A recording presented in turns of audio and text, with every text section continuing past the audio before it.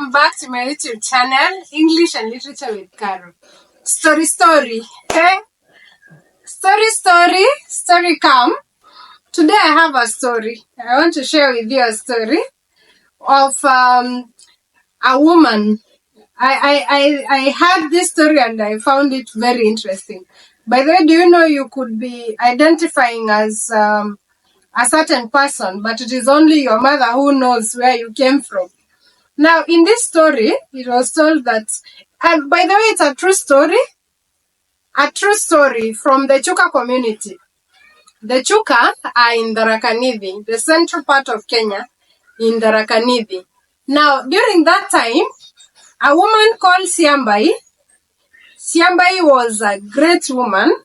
She had been married, she had a beautiful family, she had children, but, oh no, around 1900, just before the coming of the tarmac, before even roads were created, before the internet, before anything there, around 1900, she disappeared.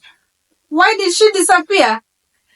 Actually, the story says that Ciambai, being the great and loyal woman she was married and she had two children, a son and a daughter. The daughter is called Ciandigia.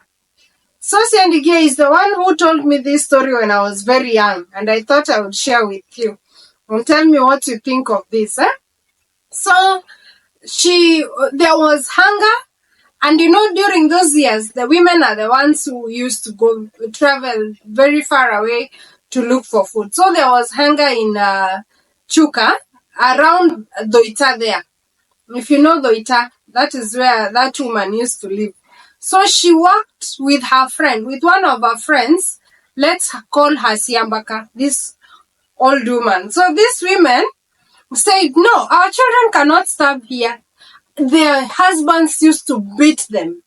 They used to be commanded to go and prepare sugarcane.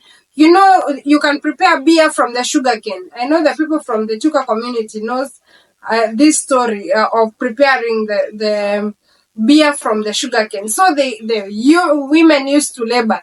During that time when there was drought, there were no sugarcane to provide. There was nothing. The husband said, no, get out of here and go and look for food.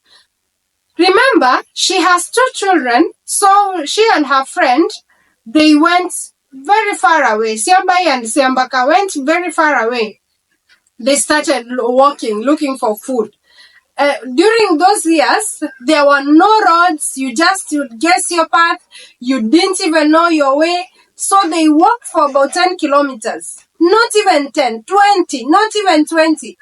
100 kilometers. They were able to get food after a very long time. They were hungry, famished, tired. So during that time, they wondered, where are we going to spend our nights? They were not even able to get back. They fast forward, the story says that they went past Embu. They even went all the way to Kirinyaga. And now, when they reach Kirinyaga, is when they look for somewhere to rest. A young man saw these two beautiful women. Remember, they were mothers, but they were just beautiful women who never ate. He saw these two beautiful women and asked them, what can we do for you? What can I do for you? I think you seem lost. They said, where we come from, we don't have food, so we came here to look for food. Remember, these women had even children there, back in Chuka. Now they are in Kirinyaga. And they didn't have any means of communication. They had even stayed there for about 2 months. Do you know what happened, my audience? Hey. These women, when they noticed the man that actually welcomed them to come and have food, there was a lot of food, huge pieces of land. They got comfortable. They even never wanted to try and find out how to go back to Chuka. They were given the food, but because these Ciambaka and Ciambai used to be beaten by their husbands, they said, we are not going back. So women, we are told, Ogopa wanawake. They decided to stay there and stick around. She got married. Actually, they got husbands there. They never went back to Chuka. Remember, they had their children back in Chuka. They never went back to Chuka. They started, unfortunately now, I don't know whether you have heard of curses and all that. This woman here, when she used to get expectant, she lost about 6 pregnancies. She had miscarriages. She could not have children. And she said, maybe it's because of what I did. Could it be because I wronged my people back there? So she tried to trace back very many years later, about 20 years later. She tried to trace back where she came from. And actually, because now the road, the Nairobi-Meru road had been constructed, it was easy for her to try and trace back where she came from. When she came, she only had 1 child. And the Chuka community, normally she had borrowed that from the Chuka community. When people are born and they have lost other children, she had about 6 miscarriages. Only 1 child survived.